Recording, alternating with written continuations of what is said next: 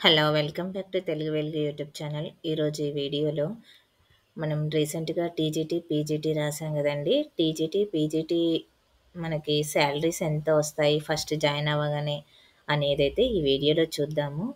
First అయితే మా ఛానల్‌ని చూస్తున్నట్లయితే ఫస్ట్ టైమ్ చూస్తున్నట్లయితే సబ్స్క్రైబ్ అయితే చేసుకోండి. పక్కనే ఉన్న బెల్ ఐకాన్‌ని క్లిక్ చేసుకుంటే మేము పెట్టే ప్రతి వీడియో మీకు నోటిఫికేషన్ రూపంలో వస్తది. హైప్ ఆప్షన్ వస్తదండి. హైప్ ఆప్షన్ మీరు క్లిక్ చేసి మాకు పాయింట్స్ అయితే ఇయ్యండి. ప్రతి ఒక్కరు లైక్ చేయండి. వీడియోని స్కిప్ చేయకుండా వీడియో మొత్తాన్నయితే చూడండి. మీకు టీజీటీకి ఎంత సాలరీ వస్తది, పీజీటీకి ఎంత సాలరీ వస్తది అనేదైతే ఈ వీడియోలో చెప్తాను. ప్లస్ ఇంకొకటి మనము hall ticket TET hall ticket number తప్పు హాల్ టికెట్ నెంబర్ తప్పు ఇస్తే మనం ఏం చేయాలి అనేవి కొంతమంది సబ్స్క్రైబర్స్ పెట్టిన కామెంట్స్‌కి కూడా ఆన్సర్స్ అయితే చూద్దాము వీడియోలో. చూడండి ఫస్ట్ మనం టీజీటీ అయితే చూద్దాము. టీజీటీ ట్రైన్డ్ గ్రాడ్యుయేట్ టీచర్స్ మనకి రెసిడెన్షియల్ స్కూల్స్‌లో ఉన్నాయి గదండీ ఇవి టీజీటీవి. ఇక్కడ మనకి సాలరీస్ ఏ విధంగా ఇస్తారంటే ఫస్ట్ పే లెవెల్ 7 ప్రకారం అయితే ఇస్తారు. మనకి పీఆర్‌సీలో ఈ బేసిక్ పే రేంజ్ అయితే పెడతారు. ఇప్పుడు బేసిక్ పే రేంజ్ అంటే ఒక్కొక్కరికి ఒక్కొక్క రకంగా అయితే ఉంటుంది. మనకు పీఆర్‌సీ ఇచ్చేటప్పుడు ప్రతి 5 ఇయర్స్‌కి ఒకసారి అయితే స్టేట్‌లో ఇస్తారు. సెంట్రల్ గవర్నమెంట్ జాబ్స్‌కైతే 10 ఇయర్స్‌కి ఒకసారి అయితే ఇవ్వడం అయితే జరుగుతుంది. అందుకని ఈ స్టేట్ గవర్నమెంట్‌లో ఇచ్చేటివి మన 5 ఇయర్స్‌కి ఒకసారి ఇస్తారు కాబట్టి ఇక్కడ మనకి పే స్కేల్స్ 5 ఇయర్స్‌కి ఒకసారి పెరుగుతూ ఉంటుంది. ఇక్కడ మనకి 44,900 అయితే ఉంది కదా! ఇది ఫస్ట్ స్టార్టింగ్ ఎవరైనా స్కూల్‌లో జాయిన్ అయిన వాళ్ళకైతే ఈ బేసిక్ పే ఉంటది. దీనికి మనము ప్లస్ ఈ స్టార్టింగ్ వాళ్ళకి ఇంతుంటది. ప్లస్ 1,42,400 ఉంది కదా! ఈ టీజీటీ ట్రైన్డ్ గ్రాడ్యుయేట్ టీచర్స్ ఎవరైనా పనిచేసే వాళ్ళకి ఎవరైనా సీనియర్ వాళ్ళకి కూడా మనకి ఇంతకంటే ఎక్కువ జీతం అయితే ఇవ్వరండి. ఈ స్కేల్ వరకే ఉంటుంది. ఈ టీజీటీ వాళ్ళకి. నెక్స్ట్ స్కేల్ అనేది నీకు ప్రమోషన్ పీజీటీకి అలా ఎళ్తే నీకు పే స్కేల్ అయితే వెళ్తది. టీజీటీలో ఎంత సీనియర్స్ ఉన్నా గానీ లాస్ట్ 1,42,400 వరకైతే ఎండ్ అయితే అవుతుంది. వాళ్ళకి ఎంత 20 ఇయర్స్ సీనియారిటీ, 30 ఇయర్స్ ఉన్నా గానీ వాళ్ళ పే స్కేల్ మాత్రము ఇక్కడ వరకు 1,00,000 వరకే ఉంటుంది. స్టార్టింగ్ వాళ్ళకేమో 44,900 అయితే ఉంటుంది. ఇది అప్రాక్సిమేట్ అయితే వేసుకోండి. ఒక 1000, 2000 అటు ఇటుగా అయితే ఉంటదండి. ప్లస్ ఆర్ మైనస్ ఏదో ఒక రకంగా అయితే ఉండొచ్చు. దీంట్లో డీఏ చూడండి 42% అయితే ఇస్తారు. మీకు డీఏ అంటే మనకి ప్రతి 6 మంత్స్‌కి ఒకసారి అయితే సెంట్రల్ గవర్నమెంట్ ఇస్తుంది. కొంచెము స్టేట్ గవర్నమెంట్ కొంచెం ఇస్తుంది. ఎందుకు ఇస్తారంటే ఈ డీఏ మనకి నిత్యావసర వస్తువులు ఉంటాయి కదా! వాటి కాస్ట్ పెరగడము అలా ఉంటది కదా! మనకేమన్నా విపత్తులు అలా వచ్చినప్పుడు అప్పుడైతే ఇవ్వడం అయితే ప్రతి ఎవ్రీ 6 మంత్స్‌కి ఒకసారి అయితే డీఏ అయితే ఇస్తారు.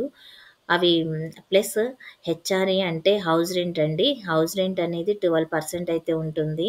ఇక్కడ మనకి ఆల్రెడీ వాళ్ళు రెసిడెన్షియల్ స్కూల్స్‌లోనే ఉంటారు కాబట్టి, ఈ డీఏని వాళ్ళు కట్టాల్సిన అయితే అవసరం అయితే ఉండదు. అక్కడ ఉంటే డీఏ ఇయ్యరండి. అక్కడ లేకపోతే మనకు డీఏ 12% అయితే ఇస్తారు. మనం అక్కడ గవర్నమెంట్ కొన్ని స్టే కొన్ని డిస్ట్రిక్ట్‌లలో ఏమైతదంటే గవర్నమెంట్ క్వార్టర్స్ ఉంటాయి. ఆ క్వార్టర్స్‌లో ఉండే వాళ్ళకి హెచ్ఆర్ఏ ఇవ్వరు.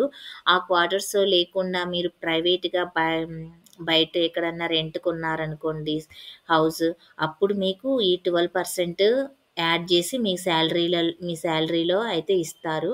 మీరు గవర్నమెంట్ క్వార్టర్స్‌లో ఉన్నారనుకోండి, మీకు ఈ హెచ్ఆర్ఏ అయితే ఉండదు. హౌస్ రెంట్ అలవెన్స్ అని ఇచ్చారు కదా! ఇక్కడ ఇంకా మళ్ళీ చూడండి ఐఆర్ అనేదైతే ఇవి మనకి పీఆర్‌సీ లేట్ అయిందనుకో మనకు ఐఆర్ అయితే ఇవ్వడం అయితే జరుగుతది. అది కొంత పర్సెంట్ మనకు ఐఆర్ ఇస్తారు.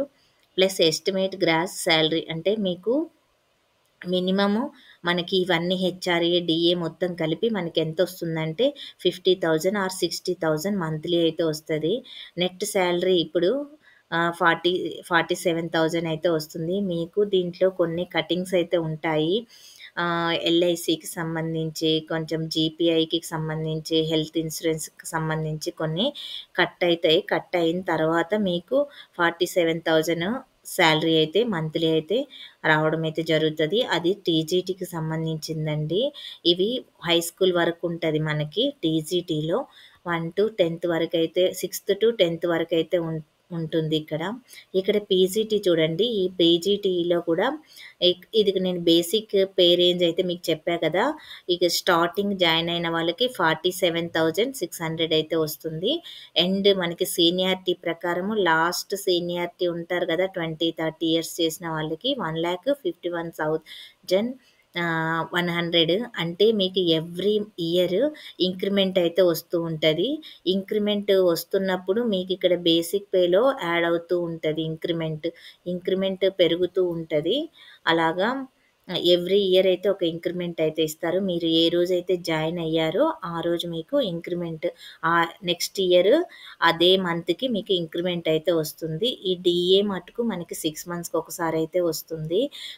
హెచ్ఆర్ఏ మటుకు ప్రతి మంత్ హెచ్ఆర్ఏ మీరు బయట ఉంటే మీరు హెచ్ఆర్ఏ తీసుకోవచ్చు. ఇక్కడ చూడండి. ఇక్కడ పీజీటీ వాళ్ళకేమో 55,000 అయితే వస్తుంది. నెక్స్ట్ 65,000 వరకైతే రావచ్చు. మీకు ఇది కరెక్ట్‌గా కన్ఫర్మ్‌గా అని కాదండి. ఒక 1,000, 2,000 అటు ఇటుగా అయితే ఉంటది. ఇక్కడ మనకి పీజీటీలో మనం 6థ్ నుంచి ఇంటర్మీడియేట్ లెవెల్ వరకైతే క్లాసెస్ చెప్పాల్సయితే ఉంటుంది. మీకు అర్థమయ్యే ఉంటదనుకుంటానండి. ఇప్పటివరకైతే పీజీటీ, టీజీటీ గురించయితే చెప్పాను కదా! నెక్స్ట్ వీడియోలో స్కూల్ అసిస్టెంట్ ఎడ్జిటీకి సంబంధించిందయితే వీడియో అయితే చేస్తానండి. మీరు అది కూడా చూడండి. మీరు నన్ను చాలా మంచిగా ఆదరిస్తున్నారు. వీడియోస్ చూస్తున్నారండి. చూసారు కదా! లైక్ అయితే చేయండి. మీ ఫ్రెండ్స్‌కి కూడా ఈ విషయాన్నయితే షేర్ అయితే చేయండి. వాళ్ళు కూడా చూస్తారు కదా! హైప్ ఆప్షన్ అయితే క్లిక్ చేసి మాకు పాయింట్స్ అయితే ఇయ్యండి. ప్లస్ ఏంటంటే అభ్యర్థి అడిగాడండి hall ticket number, TET hall ticket number తప్పేశారంట. ఆ తప్పు ఏసింది మీరేం చేస్తారంటే అవి హెల్ప్ లైన్ నెంబర్స్ అయితే ఉన్నాయి కదా! ఆ హెల్ప్ లైన్ నెంబర్స్‌కైతే మీరు కాల్ చేయండి ఫస్ట్. నేనిలా నెంబర్ తప్పేశాను మేడం. మెన్ ఆర్ వుమెన్ ఎవరు ఎత్తితే వాళ్ళకైతే మేడం, సార్ అయితే సార్ చెప్పండి. నేను ఇలా నెంబర్ తప్పేశాను అక్కడ హాల్ టికెట్ నెంబరు. నేను ఎలాగ దాన్ని కరెక్షన్ చేసుకోవాలి అని అడగండి. వాళ్ళు మీ నెంబర్ చెప్పండి మేము చేస్తాము అనంటే మీరు చెప్పండి. మ్యాక్సిమము మనము మాన్యువల్‌గా వెళ్ళి కరెక్షన్ చేయించుకుంటే బెటర్ అండి. ఎందుకంటే ఇది టెట్ మార్క్స్ మనకి యాడ్ అయితాయి కదా! అందుకని మీరు రిజల్ట్ రాకముందే ఎవరైనా టెట్ హాల్ టికెట్ నెంబర్ తప్పు వేస్తే మార్క్స్ అయితే ఏం కాదండి. డేట్ ఆఫ్ బర్త్ ఇట్లాంటివి ఏమి కాదు. ఇయర్ తప్పేసినా ఏం కాదు గానీ మెయిన్‌లీ మీరు హాల్ టికెట్ నెంబర్ అయితే కరెక్ట్‌గా ఉండాలి.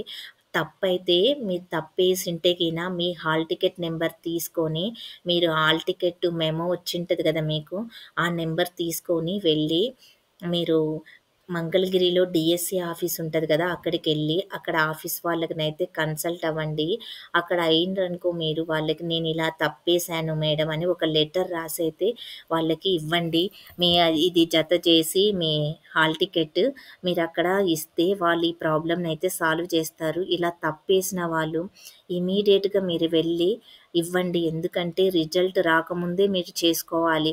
మళ్ళీ రిజల్ట్ వచ్చిన తర్వాత చేస్తే ప్రయోజనం ఉండదు. జాబ్ మిస్ అవుతారు. అందుకనే వీడియోస్ మీరు చూడండి. ఒకవేళ అప్లికేషన్ చేసిన వాళ్ళు ఉన్నా గానీ మళ్ళీ ఒకసారి మీరు వెబ్‌సైట్‌కెళ్ళి అప్లికేషన్ అయితే ఒకసారి చెక్ చేసుకోండి. అప్లికేషన్ అయితే మీరొకసారయితే చెక్ చేసుకోండి. ఇదైతే నేను చెప్తున్నాను. డీఎస్సీ ఆఫీస్‌కెళ్ళి మీకు మంచి జరగాలని నేను కోరుకుంటున్నానండి. మీరు డీఎస్సీ ఆఫీస్‌కెళ్ళి మీరు చెప్పండి. ప్లస్ చాలామంది అయితే కట్ ఆఫ్ చెప్పమని అడుగుతున్నారండి. మనకి 2 డేస్ రేపు ఖచ్చితంగా మనకి ఫైనల్ కీ అయితే వస్తది. ఆ ఫైనల్ కీ కూడా నార్మలైజేషన్ ఉంది కదా! మనకి మార్క్స్ పెరిగేది. అది స్కూల్ అసిస్టెంట్ వాళ్ళకి, ఎడ్జిటీ వాళ్ళకి 2 సెషన్స్‌లో జరిగినాయి స్కూల్ అసిస్టెంట్. 10 సెషన్‌లలో హెచ్‌ఈటీ జరిగింది కాబట్టి మనకి నార్మలైజేషన్ కలిపి మార్క్స్ కొంతమందికి పెరుగుతాయి, కొంతమందికి తగ్గుతాయి కదా! అలాగా అని నార్మలైజేషను ఈ మా ఇప్పుడు అబ్జెక్షన్ పెట్టారు కదా! వాటివి అన్నీ కలిపి మనకి 31st రోజైతే ఇస్తా అని చెప్పేసి కన్వీనర్ గారైతే చెప్పారంట. మీరు ఫైనల్‌కి వరకు రేపటికైతే వెయిట్ అయితే చేయండి.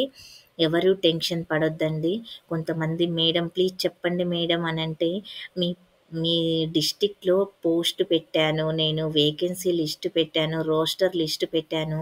మీది పాతది 2018 మెరిట్ లిస్టు దాని గురించి కాదండి. మీరు ఖచ్చితంగా ఆ పోస్టులు ఎన్నున్నాయి అనేదైతే చూసుకోండి. కొంతమంది సర్వే నిర్వహించారు కదా! ఆ సర్వే లిస్ట్‌నైతే ఒకసారైతే చూడండి. సర్వే లిస్ట్ చూస్తే మీకు మీ మార్క్స్‌కి ఎంతవరకున్నాయి, మీ డిస్ట్రిక్ట్‌లో ఎన్ని పోస్టులున్నాయి, మీ సబ్జెక్ట్‌కి అనేదైతే చూసుకోండి. థ్యాంక్ యూ అండి. ప్రతి ఒక్కరైతే మార్క్స్ మీరు పెడుతున్నారు. చాలా థ్యాంక్స్. మీకు ఈ వీడియో నచ్చితే గిన లైక్ చేయండి, షేర్ చేయండి. మీకు డీఎస్సీకి సంబంధించి ఏమైనా డౌట్స్ ఉంటే కామెంట్ సెక్షన్‌లో కామెంట్ చేయండి. నేను ప్రతి ఒక్కరికైతే రిప్లై అయితే ఇస్తున్నానండి. Thank you. నెక్స్ట్ వీడియోలో కలుసుకుందాం.